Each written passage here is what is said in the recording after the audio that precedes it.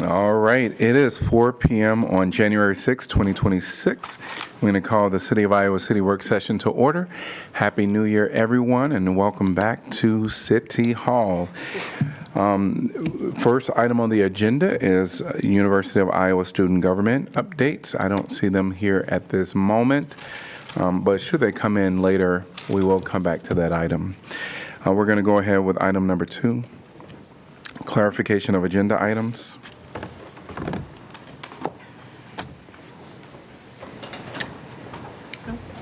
Are we going in order of the packets, or? Just the formal agenda tonight. Anyone has any thoughts, comments that need to be made aware of?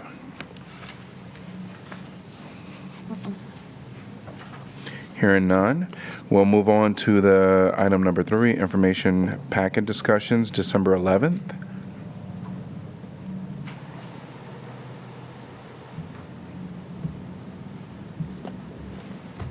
December 18th. I did have a question actually about IP 3 in the financial report. Just a high level question that had to do with the slides or the pages that talked about investments by institution. And I just noticed that there was a significant uptick in investment with Bankers Trust, and I just wondered if someone could talk about that a little bit, and what does the city look for? Is it a matter of that, better rates from certain banks, or it just seemed like it was a fairly significant uptick? It's what our staff would do is really a request for proposals or request for current rates, and then we base the investment decisions on those rates. Obviously, we want to stay diversified with different institutions, but you can see fluctuation based on the rates offered at the time we're making those inquiries. And then I also wondered, this might be a little bit outside of scope, but are there any things that staff is keeping an eye on with Midwest One having been bought? We've been in conversation with them. They were good at reaching out on the day of the announcement, and have tried to forecast how that transition will go, but that's going to be a longer process here. In addition, Chris O'Brien, Deputy City Manager, and I did meet with the president of Nicolay Bank, who is acquiring Midwest One, and had a great meeting with him. That was probably 2 months ago or so, shortly after the merger was announced. So right now it's kind of business as usual, but they've been good at communicating with us. Thank you. All right. December 26th.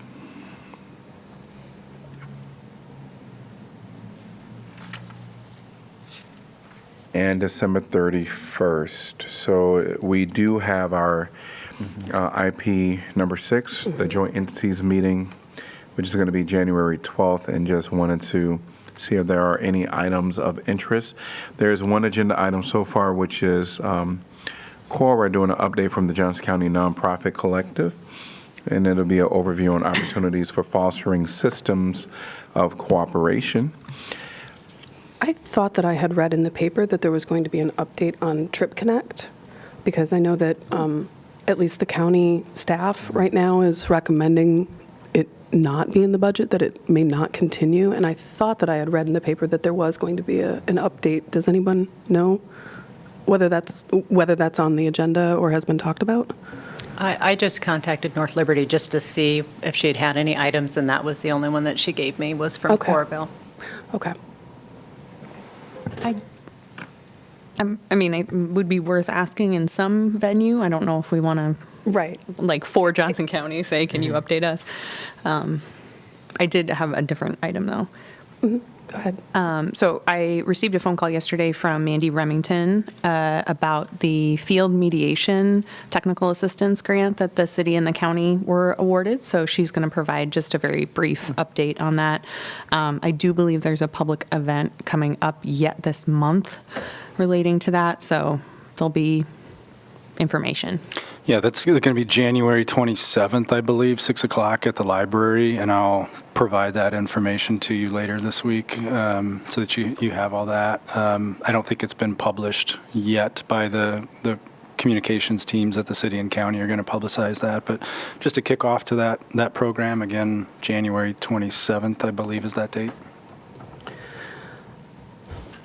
I think I would like to put it, it might be too tight of a window, but before break, we had, it was the Emergency Response Coalition, Nikki Reed and Emily Meister with with United Way, talking about the SNAP crisis that we had undergone. And I think a number of us have had perhaps individual conversations with Tom Martinez, who serves on the board of the Coralville Food Pantry and also works kind of at a think tank on food security within Iowa.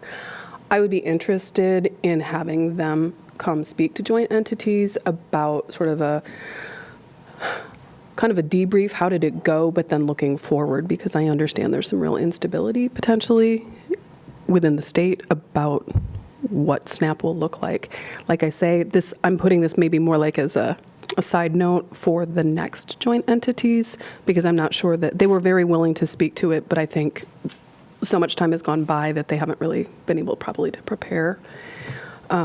And so it would be useful to just keep that, and I'll just surface it again when we're coming up on another one, if that sounds agreeable. It does. I don't know who, I know an emerging collaborative of a couple food banks working together also.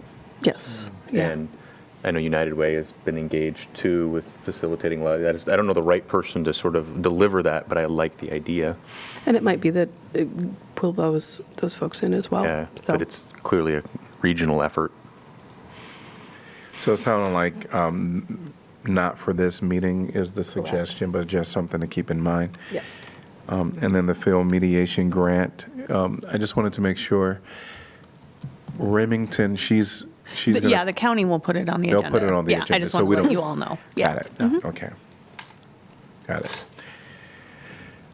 So, Trip Connect, I mean, it sounds like they may need to have some conversations amongst themselves, but certainly, if someone want to reach out to the county to see if they're ready to present, on Trip Connect, they can certainly put it on there. So far, there's no Iowa City item that I've heard that we will add to the agenda. Is there anything that anyone want to propose at this time, or shall we just move on to the next agenda item? Move on. We can move on. Hearing nothing, we'll move on. Anything else from December 31st information packet?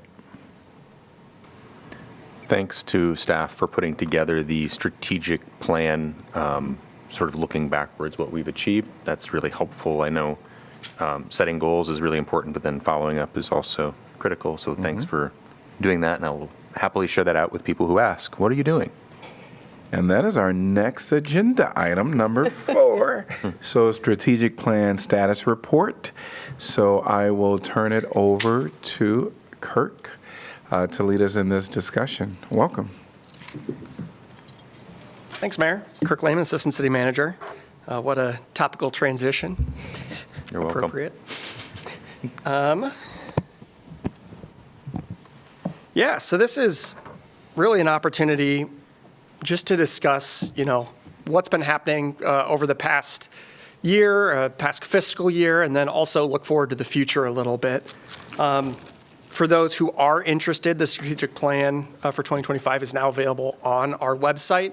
I'll have the link at the end, but it's icgov.org/strategic plan. So if there are those in the public who are interested in looking it up as we're talking about it, I'd encourage you to check that out. It's also in the agenda packet. So I wanted to start tonight by just talking a little bit about the importance of the strategic plan, how it's structured, how we use it, and why it's such a critical document for decision-making within the city. In terms of when it was adopted initially in 2022, December of 2022.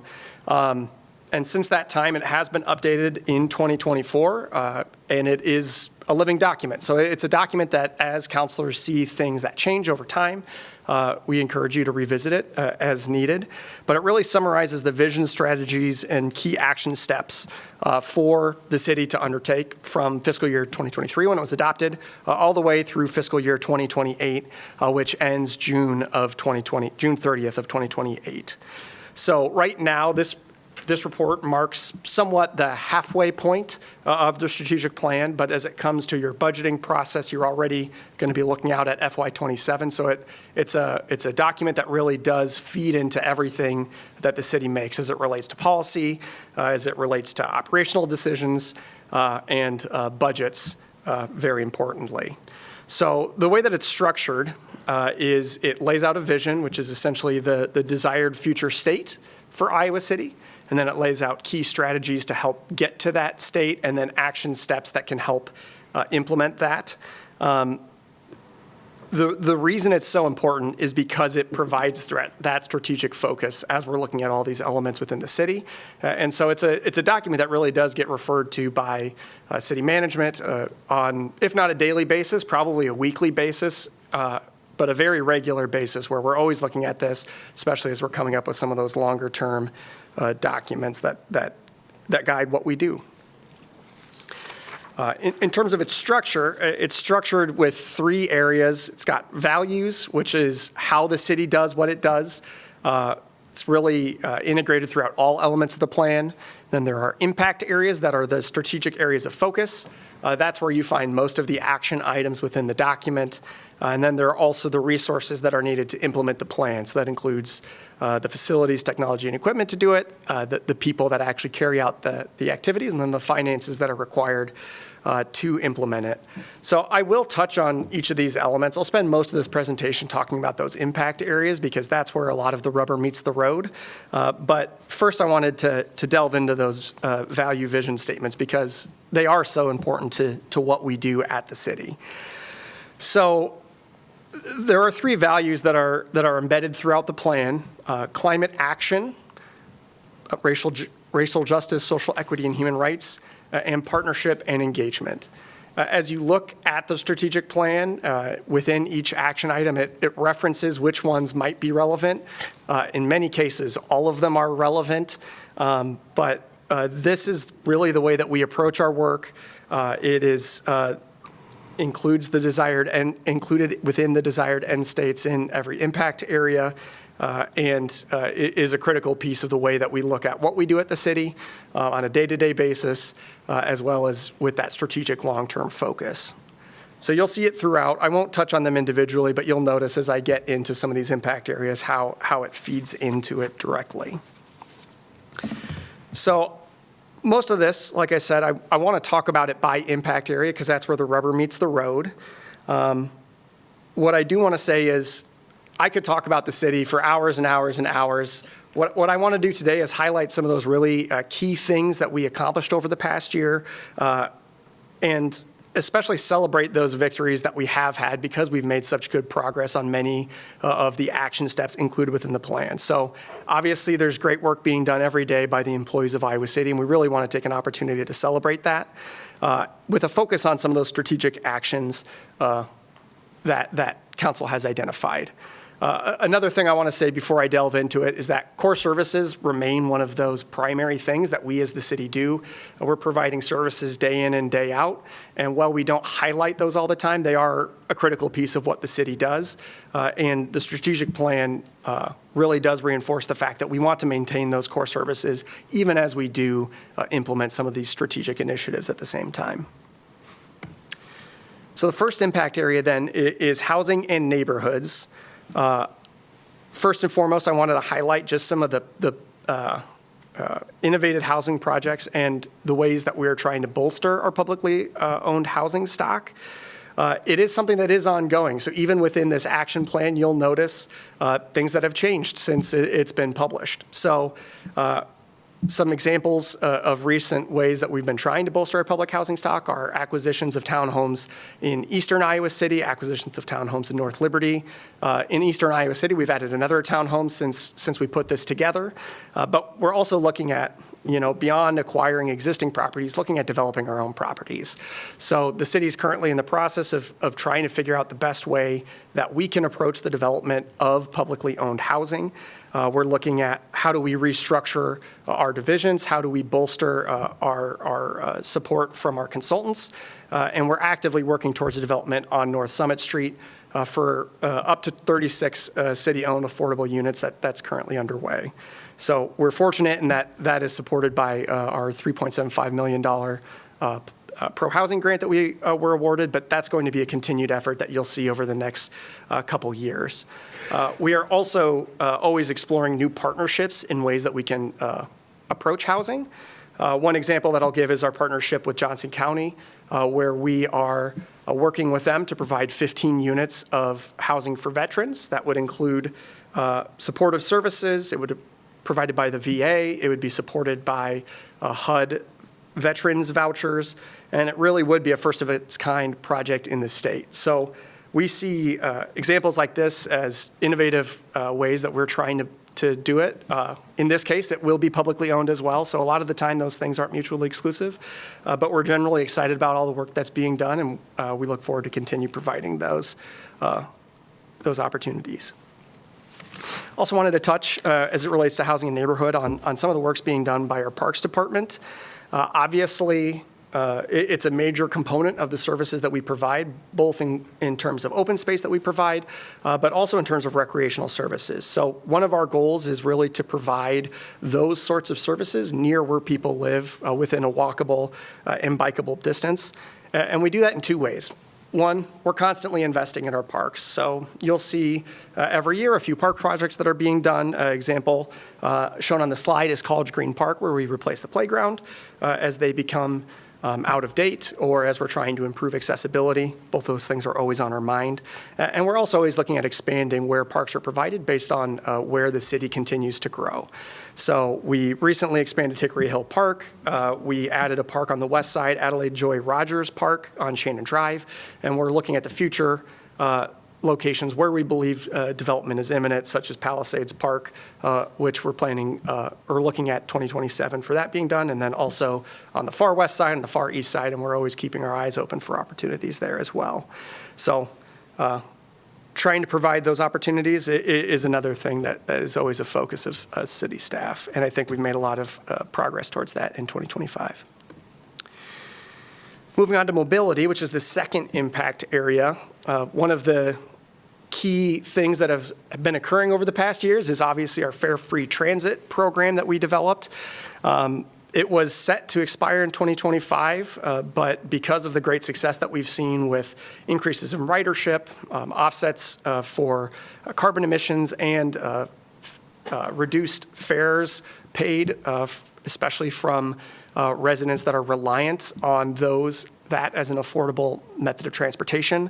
All of those things really led us to support the continuation of that service. So thanks to new parking rate fee increases, electric and gas franchise fees established in FY25 and FY26, we are excited to continue pursuing this project and seeing how growth continues in the future so that we can continue to meet our climate action and equity goals. That being said, it will be a project that requires continual annual review, as we do see operational expenses often increasing more than some of the support that we have, and things such as federal transit or federal funding volatility is always something that may impact it as well. So it's something that will require continued work, but we believe that it has been a great success, and we look forward to seeing that continue past this last year. And then also looking more broadly at a transportation network, this action item focuses specifically on kind of those active transportation modes. One of the things that's positive about the way that we approach our work at Iowa City is that we really try to take a comprehensive approach as we're making as we're approaching our transportation network at the city. So every time that there's a water main project, every time that there's a road project, we're always looking at, are there accessibility improvements that we can make? Are there sidewalk infill projects that need to be done? And we've had some great successes, projects that have been completed over the past year. I'd like to highlight the pictures up there are North Dubuque Street and North Gilbert Street. In the case of North Dubuque Street, we added lots of pedestrian accommodations. We've made lots of uses for that. It's a very active streetscape in our downtown. And in terms of North Gilbert Street, that's been a gap in our sidewalk network, and so we're excited about being able to add sidewalks and really build out the network that we provide throughout the city. But beyond that, we're also always looking for bike projects, implementing our bike master plan. And then we also have major projects that don't make this slide, but that still provide those pedestrian accommodations. Things like our Court Street project that's being done, or Rochester Avenue that was completed last year. All of those include pedestrian elements. And then also looking in the future, obviously we have our Burlington Street Bridge project coming up in 2029. And that's going to be a substantial investment and a substantial improvement for all users of that roadway. Moving on to the economy impact area, one of the things that I really wanted to highlight is just the continued implementation of our inclusive economic development plan, especially as it's related to investments that we've been able to make with our ARPA program funds. One of the big ones is the renovations at Dream City have been complete. So they've been working on creating an entrepreneurial hub at their property on Southgate Avenue in the South District. It's really been a fantastic success. Since completing the renovation, they've hosted dozens of workshops, helped more than 100 entrepreneurs, and they also provide micro retail space that's desperately needed throughout the city, and that is affordable, and they're looking to expand that because it's been such a success. They also continue to build partnerships throughout the area. I know that they're hosting Kirkwood classes. They've hosted us as city staff at that space, and it's just really been a great asset for the South District and for Iowa City as a whole. And beyond that, we have provided significant funding to provide technical assistance, grants, and other assistance to small business owners and entrepreneurs, especially those that might not have had access to those resources in the past. It's really made a tremendous impact throughout the community, and we're excited to continue that work in the future. And I would also be remiss when talking about the economy if I did not mention the substantial investment that we've made in 21 South Lynn Street. So this is a project that began in 2023 with the acquisition of that vacant lot. And over the past 2024 to 2025, we've gone through a public input phase, issued RFP to redevelop the site so that we can get a public-private partnership that can redevelop that property for really substantial public benefit, and have selected a proposed project for that. So as you all know, you selected the Grand Rail proposal in 2025, which is a 6 to 8 story commercial and a residential mixed-use building. What's notable about it is that it doesn't include a request for TIF funding, so that does mean that the taxes that it generates will go more towards those public services throughout the community. So that was a unique aspect of that proposal, and we're currently in the process of working through that development agreement and expect continued progress on that over the next year. Moving on to the safety and well-being impact area. One thing that we really wanted to highlight is the mental health liaison program that was developed in partnership with Community Crisis Services. Our goal established in the plan is to have 24-hour coverage by the end of FY28, and we have made continued progress towards that. After launching it in 2021, we added that second liaison in 2024. The notable change in 2025 is that we launched it as a co-responder model. So with that model, we have one mental health liaison who is based at the police station, and then one who is actively responding to calls with a sworn police officer co-responder. And that's really allowed us to expand the number of calls that we can operate on while still providing adequate capacity to follow up on those calls and make sure that people are connected to the services that they need to be connected to. So we just got our total calls for 2025, and they responded to just over 1,200 calls. So that's over 12 months. And compare that to about 650 calls in 2024. And while that was a partial year of having two mental health liaisons, it still shows substantial progress. And what we've seen is that generally having that mental health liaison in the field, we've been able to triple the number of calls that folks can get on. So it's been a really positive expansion. And then also looking at public facilities throughout our city, including things like our senior center, which has been critically in need of investment. We've recently completed phase 1 in 2024. Phase 2 should be completed in 2026. That included things like roofing, the exterior envelope. It included windows, doors, painting, all those things that really make that building pop from the outside. And I'm sure that you've walked by it recently, but it looks fantastic. And really our next focus is to shift to the inside. There's elements of that building that haven't been touched in many years. And we're excited to be able to continue implementing that senior center master plan. And then I did want to touch on some of the resources, which isn't an impact area, but they are things that are necessary to be able to make sure that we continue to make progress on our plan. One is prioritizing data-informed decision-making. So as you all know, we got our responses in FY25 with our community survey. We're really excited about those responses. They've been able to, they have allowed us to benchmark against similar communities. We'll continue to use that to be able to track progress over time as we continue to make improvements. And then it also does provide feedback that we can use to help inform our priorities and services.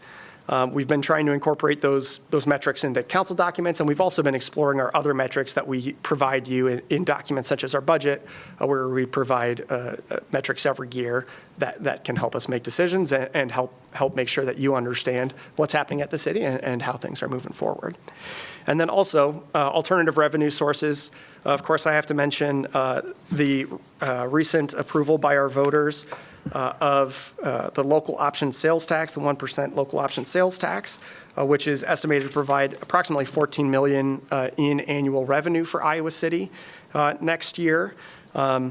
However, that does go into effect in July, so that's fiscal year to fiscal year. It's not year to year. We will have to wait as those dollars come in. It's not something that gets fronted to us, but it does provide lots of opportunities for continuing to accelerate our investments in strategic priorities, as well as facilitating some relief to our general fund, which provides those core services. So making sure that we're continuing to provide the high-quality services that our residents expect and deserve, but also continuing to advance these priorities in your strategic plan. So that's my springboard into looking towards the future. LOST obviously facilitates a lot of things. That being said, it's not going to be a silver bullet. We are still dealing with several headwinds that will affect us. So we've continued to see a lot of our operational costs exceeding faster than our taxable valuation growth, specifically since the pandemic. There's also always volatility as it relates to federal funding, as it relates to tariffs, and property tax reform at the State House could substantially impact what we are able to do and what would be responsible to do. But that being said, we're in a pretty good position to continue working towards many of these goals. Like I said, a lot of that's facilitated by LOST, but we've also been really careful in the way that we've budgeted. We've been able to maintain our AAA bond rating, and all those things help keep us in a great position to be able to make progress towards our goals. And of course, the countless hours that staff puts in towards doing the work day to day. So when we're looking towards the future, there's a couple ways that we're looking at it. One is an expansion of existing efforts. So I'm just highlighting a couple efforts that we want to continue expanding at the city. We're always looking at boosting our partnerships with service providers to help address the growing challenges as they relate to homelessness in our community. It's something that we've been working with them over time on. It's a continued challenge, and we are looking forward to continuing projects like working with Shelter House on their functional a zero homelessness study, things like that might be really positive ways to continue meeting the needs of our community. Also, always looking at other partnerships with our nonprofit partners, whether that be social service providers, or whether that be our arts and culture nonprofits. All of them provide really critical services to our residents, and we want to continue to see those thrive and succeed. And then also looking at the continued success with our mental health liaison partnership with community. We do continue to have that goal of full coverage by FY28, and we'll continue to make progress towards that. Now, beyond that, we have several partnerships that were established as pilot programs, primarily due to ARPA funds that have come by, but we also have some other one-source or one-time funds that we've been able to use to test things out and try to see what works and what doesn't. And that gives us a unique opportunity to say, yep, we've had several partnerships that have worked great, and we'd love to see these things continued. So looking at how we avoid that ARPA cliff for some of these really essential programs that have a proven track record, and making sure that they continue to succeed. So we have lots of examples, things like investment in childcare that we've done. We have several workforce development efforts that have really kicked off, and also always looking at our climate action related initiatives and making sure that those continue to chip away at our climate action goals. Again, loss provides great opportunities towards this end, and we think that there's going to be some exciting discussions coming up in our next fiscal year budget. And then also renewed efforts. So some of these are things that we've started, but that will really kick off over the next couple years. But they're things that I really wanted to highlight. So one example I'll give is our comprehensive plan, which is currently underway. We do expect to adopt that in 2026. But beyond that, we are looking at that zoning code update that's really going to implement those land use changes that might be incorporated in a comprehensive plan. We also need to think increasingly about resilience, climate resiliency, given some of the climate impacts that we've been seeing in our community, increasing drought, increasing other climate impacts, flooding, et cetera, that we need to consider. So looking at how does our climate action plan reflect that? And beyond that, we need to look cohesively at our riverfront. So not just within our jurisdiction, but also looking collaboratively with the other jurisdictions along the Iowa River. Obviously, when it comes to watersheds, that's not something that one jurisdiction can solve or even approach on its own. And then finally, continuing those investments in our facilities that really are critical to the provision of services within Iowa City. So one element of that is implementing our City Hall needs study, which includes things like solutions for our Fire Station 1 and Police Station, which really need to be moved off-site to continue making that progress. But then also looking at other investments throughout our city. Obviously, we're making substantial investments in our transit and equipment facilities, in our senior center, in our rec centers. All those things are things that are going to need to continue over the next several years. So while our strategic plan has always been an ambitious document, I will say that I think that we've made really substantial progress.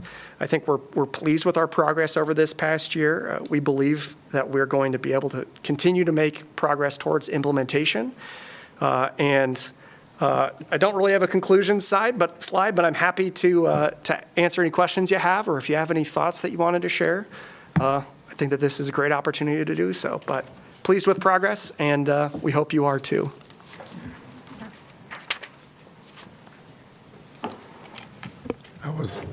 Please go right ahead. Yeah. No, I just have sort of a discussion question for council, so. I did have one question, actually, and I had noticed it in the report, and you had highlighted it as well, about the pilot that is working with NCJC and then the bike library about resilience hubs. And I know that's a pilot, and that I saw also the current action plan is being revamped for 2027. Is that correct?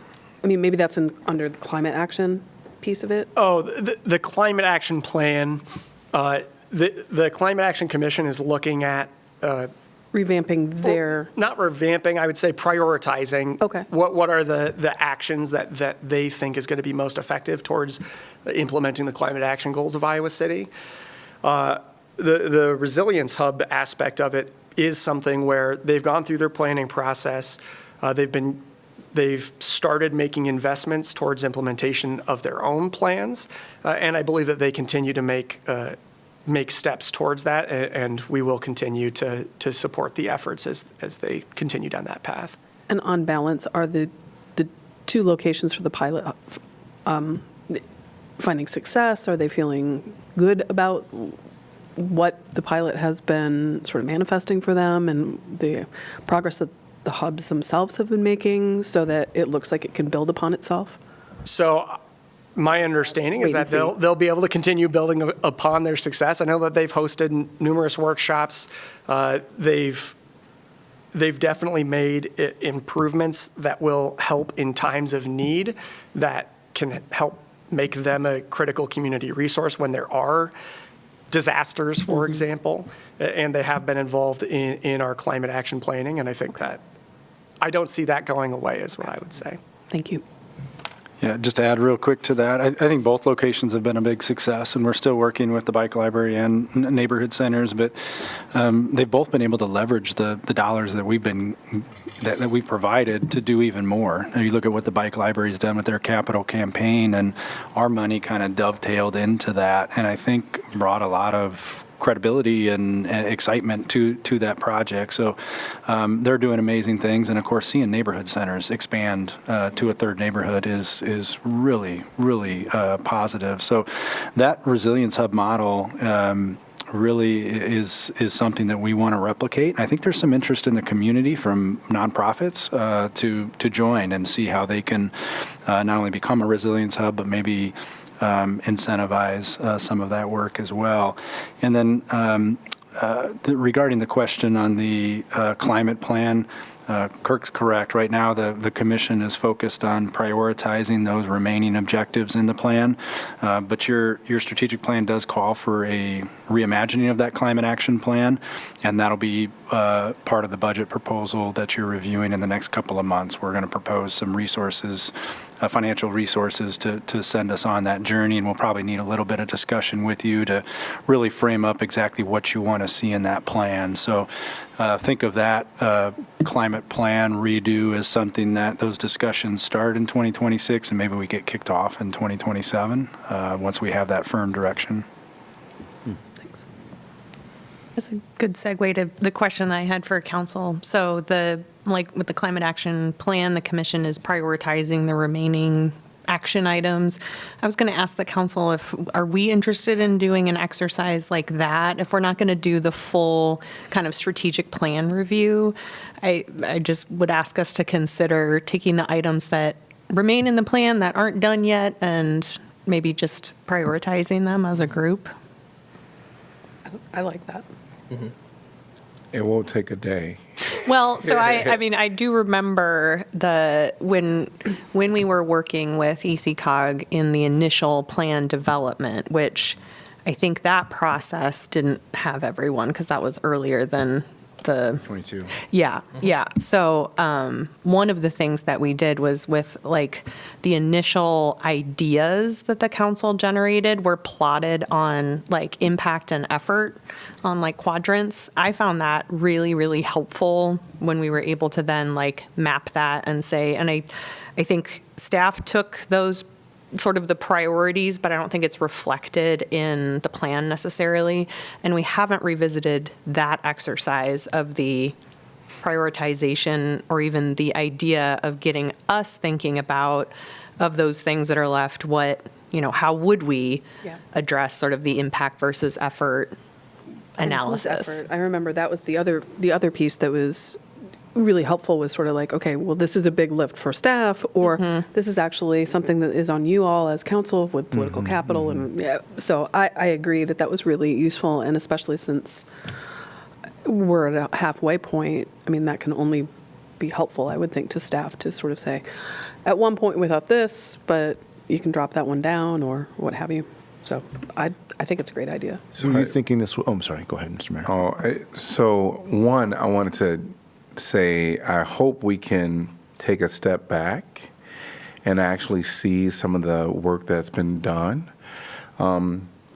because of the strategic plan and the direction that we've given staff and the actions that we've taken, the staff has taken, we've taken steps as a council. This is a beautiful document to not pat ourselves on the back, but to actually take a moment and say, hey, we are, sticking to the strategic plan, even though sometimes we get sidetracked in conversations. But when you look at what is before us right now, I'm very impressed, and I want to say thanks to our staff for, listening to the council and really presenting us with opportunities that really does, fit with our strategic plan. What you're asking, I think, is totally fine. The one thing that comes to mind is, are we just going to focus in and not be expanding? And I'm sure that'll come up. And would it be more of a report that we can look at first from that exercise, and then we determine where we want to go from there? Because oftentimes we can, keep circling. And if we've already done the exercise, I would say let's hear back. Let's have a discussion at the work session, and then from there we can determine what our next steps are. I think we all know that our staff, they're listening to us.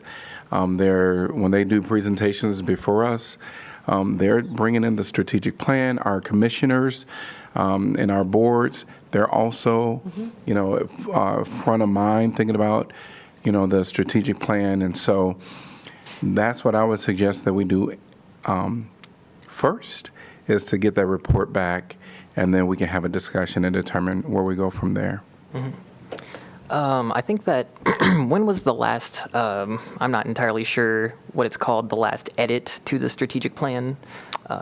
Shortly after I started on council, so that would have been the winter of 2024. Okay. I would enjoy being at one of those meetings. And I think that just to give some ideas here, I want to echo what Mayor Teague said. This is a beautiful document, not only in terms of you look at most municipalities and they don't have, I think the vast majority don't have this ambitious or cool of goals as we do. So just thanks everybody for putting us down that path before I was elected. And also, just how beautiful it looks and how I think comprehensive it is. And the average person who is not involved in municipal work or council work all the time, they can read this and be extremely well informed. I've actually done some field testing in that department where I just made a random friend read this, and I was just like, and they were just like, I had no idea a lot of this stuff was happening, and this is really cool, and I understand it a lot. That's just one anecdote. But some ideas that I've had in terms of direction, I love seeing in the housing and neighborhoods, clearly staff has been listening to us when one of the 1.7 is explore innovative housing projects and bolster publicly owned housing, and also respond to the growing homelessness challenge in collaboration with nonprofit partners through enhanced street outreach partnerships, data-informed strategies. And it says further down in there talking about reaching functional zero. And I think since our joint meeting with not only the county, but then our joint entities meeting with people from all over Johnson County, I think that it doesn't have to necessarily be an action item in and of itself, but something that is as comprehensive as an entire action item or impact area to be that comprehensive to where it has different, because this is a huge project that I know is technically germane when it comes to being under housing and neighborhoods, when it comes to being under safety and well-being, but reaching net zero homelessness, I think, is something that is kind of like, from what I've heard of council, it seems kind of like unanimously we want to go down that path. And I know that we are waiting for a study to come out which is a huge part of this. We're waiting to understand what the funding impact is going to be from the federal level. We're still waiting to hear that. It could be any day now. Regardless of what that is, the same goal remains, but the timeline might change, the strategy might change. So I think we will have to wait for a lot of that stuff to come out. But I would love to see when we have all the information, when we have the study, when we've done the research, having something in the strategic plan further reflecting that and gives it kind of the specificity and in-depth look as opposed to as an impact area, as opposed to just kind of like a footnote in it. I will tell you that I am, waiting for that report. Yeah, right? me too. And, that's something that definitely Maz and I have strongly, been advocating for is, the homelessness, and we're waiting somewhat patiently and somewhat urging, and I think the conversation when that happens will probably come with some great desire to act from this council and to and partnerships with other municipalities throughout Johnson County. But yeah, waiting by, sitting along, the sidelines waiting, it is hard to do. I'll be the first to tell you. Yeah. But I do believe that when we do get that and have that continued conversation, that I anticipate that there's going to be a lot of desire to see some actionable things in short time frames. Absolutely, and I'm just flagging it for now. I'm not saying we make any decisions or edit it right now. I guess I just wanted to explain my desire to maybe have one of those meetings or sessions, and also just kind of give one of the main things that I was thinking about, just to so everybody's aware and the public is aware that's my intention. Yeah. Yeah. Yeah. I think this is actually, it's interesting because it was something that I actually was thinking about coming into this meeting, because I've been a huge proponent, and we did the last meeting we did with the update of having, counselor buy-in and participation in this process. Balancing that against the, one of the advantages we're seeing with this is the fact that we've had a, more or less stable strategic plan since 2022. And since these things are multi-year efforts, because we have to do things like wait on reports, in order to, so we're not, chasing our own tails or just running off, like the cat chasing the laser pointer, and making sure we're keeping our efforts focused and well used. But I'm wondering, as I was thinking about this, again, before this meeting, if there's maybe not, in order to see exactly how much of a revisit we might need, maybe it's I would like to continue thinking about this, but let me toss out this idea of some homework for us. So as I was reading through this report, and then the report that the really nice report you've given us tonight, I'm going through there, and I'm still really satisfied with what's there. Like, nothing jumped out at me like, oh, we're missing something in a strategic level. The tactical level, things like that come and go as we get new opportunities. That I've seen the council and city staff been pretty adept at like saying, okay, well, this circumstance has changed, let's go after this, or this opportunity has come up, or this opportunity has gone away, or we have to replace ARPA funds, whatever, as those things change on the ground. But I would hate to do is, even if it's well-intentioned, is to yank the rug out from underneath some of these ongoing efforts. And I don't think that's anybody's intention, but I think that could be an accidental result. So something to think about, and I'd be okay with us pondering this and maybe circling back to it, is, do we want to, as council members, sort of say, okay, well, here's a couple things I think we actually would like to work on. And then, that might just give us 2 or 3 small areas we might not need a full meeting for, or it might give us a very focused meeting if we wanted to do that. And then we could get into things like, okay, so if we had a couple of ideas, hey, how feasible would this be? And then we could get into that resource allocation thing. Like, okay, this would be another really good idea, but if we did this, we'd have to quit doing something else.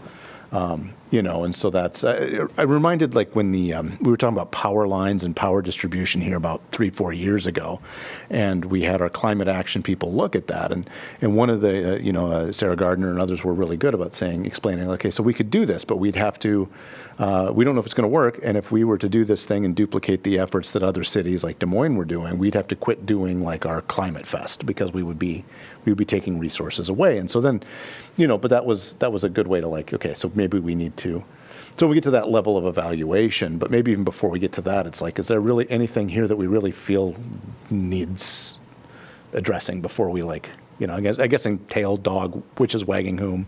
And I think all of it is in good, we all want to see the good things happen. So just a thought. This was what I was thinking about before this meeting and before Councilor Burgess kind of brought this up. So, and apologies if it's not fully formed because I just. No, I understand what you're saying. I think the intention is to have something a little bit more, and I feel like this is what the meeting would be about, to discuss these exact things about, what allocated time, effort we want from staff to go towards certain things. For me, it would just kind of be an expansion of the transparency for what we are already doing. And also, once we get the report and get more information and know what the funding is going to be like, then we can actually make those plans in an educated manner and set those goals in an educated manner. So I think that the resource allocation conversation would come at a different point. This would just be something that would make it as transparent as possible and put it forward as, make it public, because we know this is a priority. We've talked about it. We've had these joint entities meetings. So this is just about putting that onto paper and having the updates reflect that. I'm trying to remember now. Do we have, so when we did this before, when we had those documents, I think they might, like in terms of the allocation of resources and the balance of effort and stuff like that, I think those are still part of the original public documents, but that might be back in 2020, December of 2022, or some of the work product leading up to that. And if nobody remembers off the top of their head. I don't believe it's in the strategic plan document It itself. might not be in the document itself. I think but it was probably in the materials as it was being developed that were publicly available. I'm not sure if, we can find them, but I'm not sure that If they're that would be publicly available helpful. now. To like kind of, so instead of reinventing the wheel, Councilor Wyline, if that would be helpful to like, somebody locate those things and share those with you and kind of review what's there already, and then we can maybe go from there. I do know Sala wanted to jump in. sorry. And then. No, I'm going to change the conversation if you want to. Oh, well, I was just going to say, I very much like the idea of homework in advance, so we have something, to really talk about and maybe take less time as a full group. But I just really appreciated that particular exercise. It doesn't need to be that, but I think if there's something that can sort of like pull us back to the, yes, we have all these things that are either in progress or not yet done. And, and I appreciate also like the long-term part that you brought up, Sean. Like, obviously the budget is almost ready to be published, and this wouldn't be like changing, major timing of things. But I do think just in that idea of where we are in the 2021 to 2028, if we're not going to do a concerted, like, do we want to sit down and add more things? Maybe we can just get on the same page of some prioritization.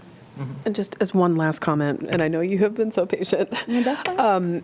On this topic, is that I seem to recall, we got regular updates on ARPA spend, right? And we had an opportunity to look and say, do we still feel that this, right? So I'm seeing this exercise, the sort of the amalgamation of suggestions, to be similar in that we look at what we have kind of a large scale or a revisiting of our priorities. Are they still there? And then we can be able to provide outward facing about like, these are our priorities, so that the public can know better.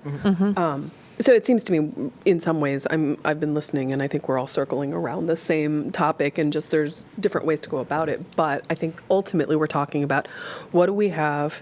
Are there gaps? But more to the point, what are the priorities now that we're 2 years in? And we have a slightly different council. We've had extenuating circumstances or changes in circumstance. So anyway, I agree that this is a good exercise, and it'll allow us to kind of get back on the same page, or to write the page, right? Yeah. And to help for the next 2 years. So that's And all I wanted to say. yeah, and to whatever mechanism it may take, the goal being it is a priority for council, it is a priority in our community, and I just originally liked how it was communicated, how it was very clear, how it was structured in the impact areas in the strategic plan. I talked with some staff about it. There was, ideas were had. What it kind of came around to was if it's a priority, it should go. It should be clearly stated in the document of documents, which is the strategic plan. So I guess that's where I'm coming from with it. But whatever mechanism it may take, if that goal of priority accountability to us is met, whatever it may be,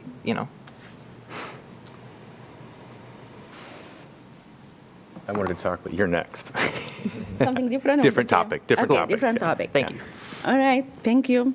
I want to talk about Big Six on the racial equity, social justice, and human rights. I guess you recommend adding one clarifying sentence to the committed to equal protection. Section 2 explicitly stated that this protection applies to all Iowa City residents, including immigrants and non-immigrants residents. This sentence should be just brief and be less near to the end, maybe, like in the paragraph, so that it reinforces inclusivity without shifting the focus away from LGBTQ plus protection. I just thinking about adding, for example, single sentence clarifying that the Iowa City human right protection apply to all residents. I don't know what it is, but something like that. And I think this clarification help ensure immigrant and non-immigrant residents understand that local civil right protection apply to them and align with Iowa City long-standing commitment to equal protection under the law. Just so I'm on the same, is this what's labeled as page 7 of the progress report? Yes. Thank you. Oh, I see.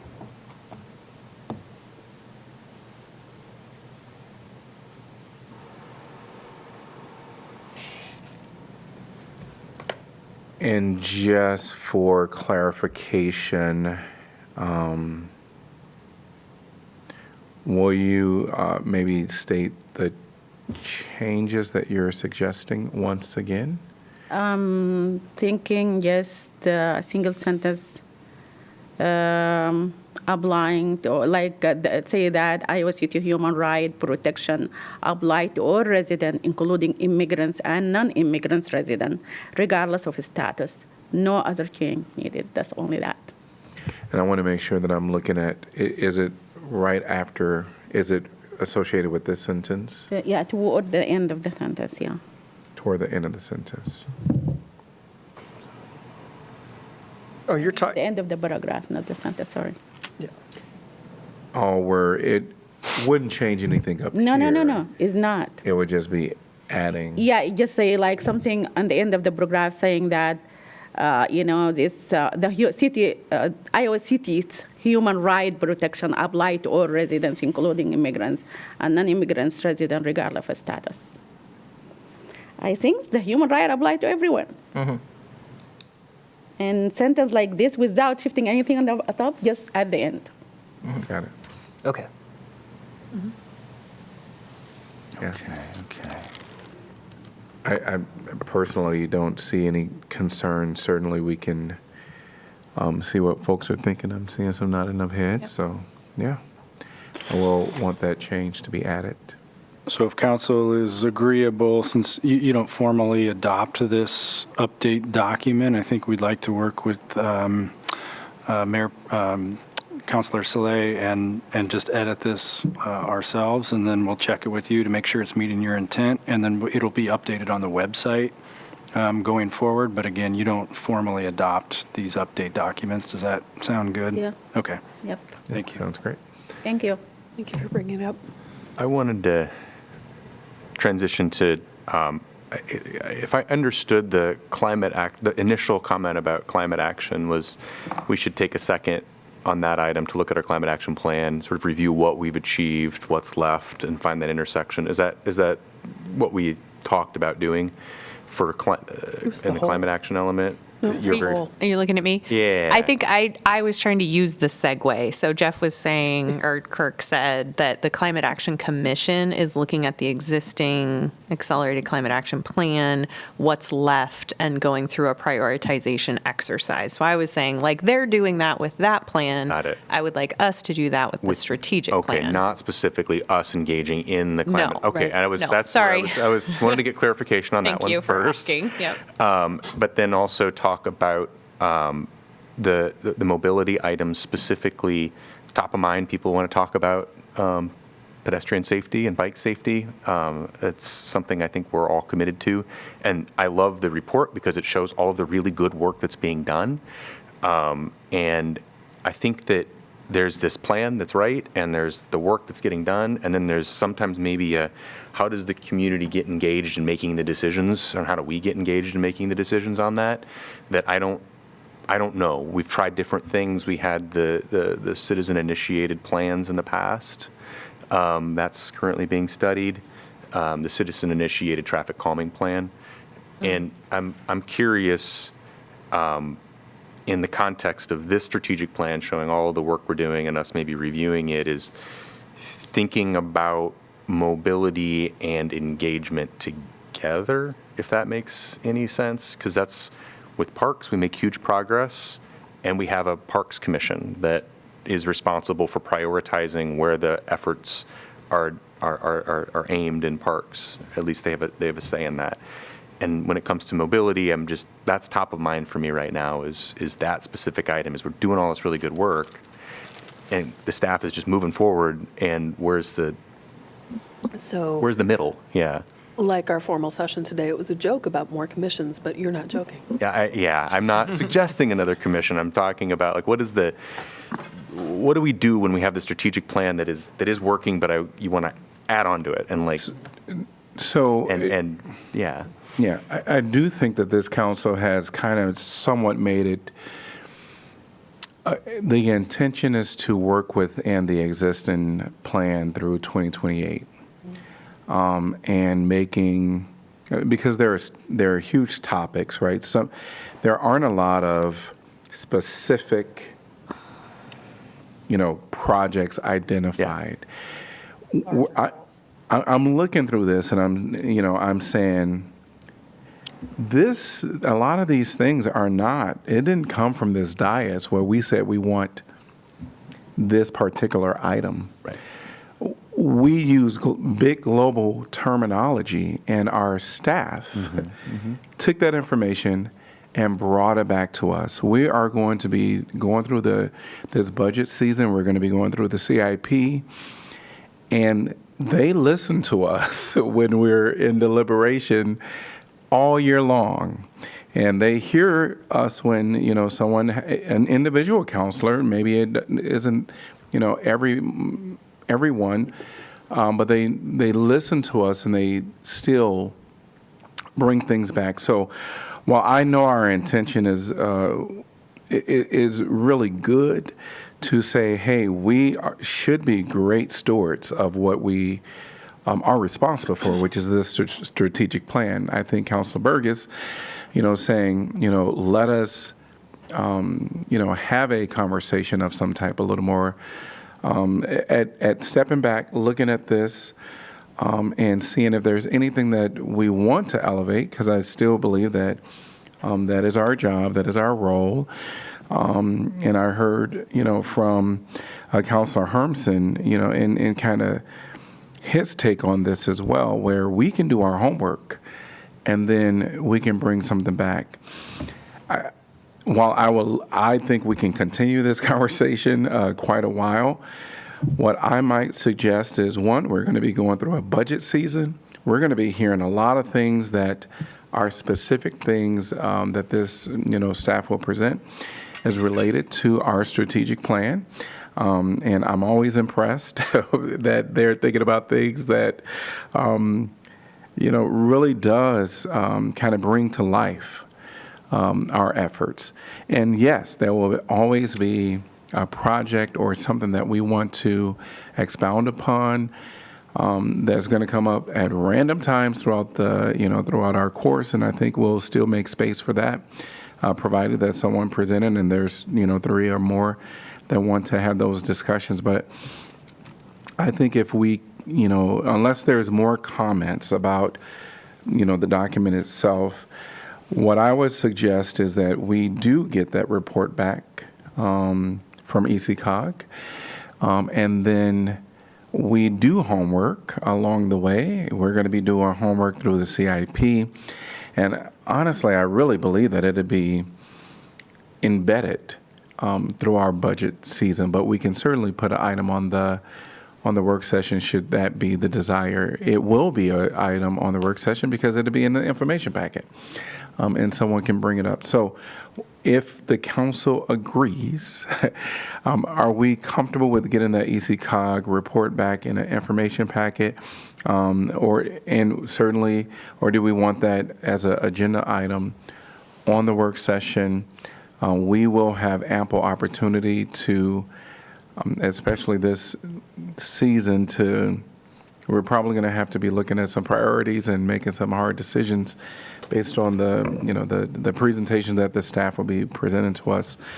But are folks comfortable if we get that report back in an information packet from ECOG, and then bringing up whatever folks want to talk about at that time? We will have a lot of budget discussion this time around. Sure. Yeah. So we'll do that. I will say, if there's anything else about the items that's here, thank you so much, Kirk. Can I ask a clarificatory question, Mayor? Which report are you talking about from ECICOG? Are you talking about the effort? The housing. Impact. Effort impact report that was produced for the original plan that was adopted in 2022? Or are you talking about updating that to the current action items? It is just receiving that report, and even if it's been presented already, just re-putting it in an information packet. So the original, gotcha. Okay. Okay. Yes. And When was- using that to then say, do we still Okay. agree with Yes. this? Like, just to make sure, like, that's the Yeah, next it'll step be after that? it'll be Okay. on us Okay. to review, and if there's things that stick out, Changes or That's our homework. yeah, Okay. do our homework. When was that report done? They'll find it and they'll bring it to Yeah. us. I'm just curious, like how. Probably 2021 is probably. Yeah, because when I don't maybe think, what you're 2022. talking about, I don't remember ever seeing. I don't think it's ever been in like a packet. I think it was part of the council's internal work as we went through the initial strategic planning process. Day 2, remember we Yeah. did that first brainstorming, and then they took And so, brilliant sticky notes and then worked through it to say, what's this grid? And that came to us for day 2, so that then we could work through whether we could start playing with it before anything was locked down, as far as, Before we started. do we really think that this is the priority? Is this the thing, right? Am I remembering that right? yeah, and I think the was document something will that- have a yeah. lot of items that aren't in the strategic plan because it was a larger universe. So just to be really clear, Mayor, I was imagining like if we took the existing items and did that same exercise, which we don't have to do all together, we could do that as homework, but then to just have that visualization of like, are we on the same page of what we think is, most impactful? That's just that's the idea. And if I could piggyback on that, just because for those that weren't, one of the things we did as a part of that process was we were like, okay, here's the 40 things everybody wants to do, rank them 1 to 40, and then they were kind of scored out that way. But part of our process in doing that was like balancing, like, and they were broken down by category too.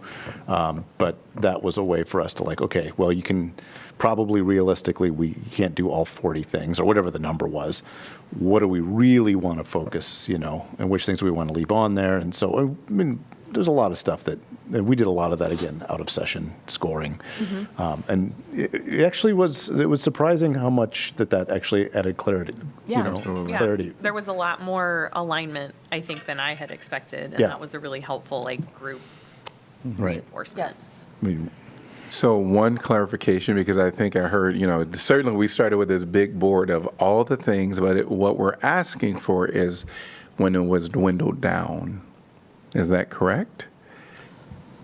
Yeah, I don't know what work product you're looking for, Mayor. I think the thing in my brain was being able to do that plotting exercise based on what we have winnowed down, right? Not using that huge universe, but saying of the actual action items, could we go through that exercise again? Well, and in some ways, I mean, it's, Or review, or review it. We haven't or- done it with the current ones. We only ever did it with the bigger universe to get to the current ones. So again, Got we it. don't have to do this. This is just trying to clarify Well, what I and had in mind. without getting in the weeds, and maybe I'm misunderstanding, is we have the green, yellow, red. So we could take, at that point, the yellow and the red Yes. of what is existing in this to say, and how do we feel about these things? If it hasn't started yet, we could even be that much more simplistic and say, of the things that haven't started yet or are not in process, how do we feel about them? But it's with this existing document, right? I mean, that way we're working within a It is, universe yeah. that we all know. Yeah, And it also doesn't create extra work for Right. staff to create something new, Yeah. or go back and say, well, some of these things were actually not even relevant anymore because we're 3 years past. I'm with you there. I think it would Yeah. be confusing to step back so far in time. well, okay. I mean, it'd be fine to see that as a piece of collateral to understand how you were all thinking 5 years ago. And maybe if there's a way that it was reported out that you want to see it again, then when we do our homework, I can do it in that manner. But Sure. And I think go ahead. yeah, I don't think that looking at process work from 5 years ago from a different city council that didn't end up being the strategic plan that they're working off of now doesn't make sense to me. Let me clarify, too. I think part of my idea with that was I was trying to be helpful to Councilor Wyline, who was talking about some of the things he was talking about were things that jogged memories of mine from our earlier process about public, the documents that exist and things like that. So in an effort to just, not say that anybody has to look at anything, but just to make everybody aware that wasn't there, that these things existed, and if that would be helpful to request, that they would be there to grab and look at, to see some of that, if that work product would be useful for anybody, it's kind of, because they do exist. So, and if you weren't part of that process, you would have no way to know that. So that's all. That was just, it was more of a, if that feels helpful to somebody, it exists, could be asked for the old work product. For the newer stuff, I like the idea of taking a look at what's there, the yellows and the reds and oranges. I think there's a couple of different things, but yeah, and starting there and looking at that. Does that help hopefully clarify? Now that I am looking at this a little more closer, I do think working off this document, if, Councilor Burgess, Yeah. this would be the one we would work off of Right. because of the, and again, we're going to be getting the information from staff during this budget season. And if we did our homework and there's something that really speaks to us, I feel like, during budget, anything that can be brought up because it's a part of our strategic plan. It's a part of, the hope that we're wanting to change. So if kind of hearing what the desire is from the majority right now, it is reviewing this document In a lot more detail. and just bringing forth some of those if it speaks to you.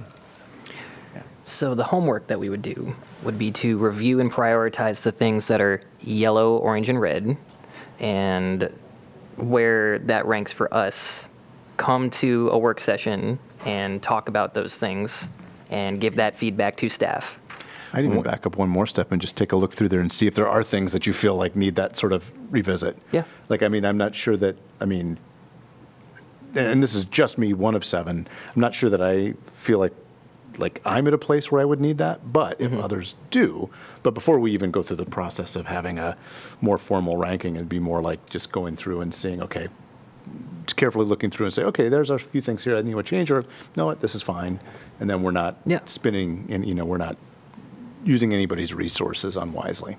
Yeah, and again, I'm mindful that, August, September is when we, kind of state our priorities for any budgetary season. And I'm not suggesting we do this right away. Yeah, Like- yeah, yeah. Fair. But again, I do think, I love the idea of, because this is our document for us to be great stewards of. And so maybe, just looking at this and if something, certainly it can be brought up during budget season. I think if it's stuff. So And Kirk, if it's helpful, just because I do reference it, there is from ECOG September 2022 Prioritization Summary Report, 5-year strategic plan, which I can send to you if that's more helpful than you finding it. Thank Yes? you. Okay, Yes. great. I'll do that. yeah, I was going to say, it's Sounds also good. archived in the council documents, so. Yeah, I'm sure that we could find it. Yeah, yeah. I'll save get you it to you time, more though. quickly. But And I think if it's okay, just put it in the information packet.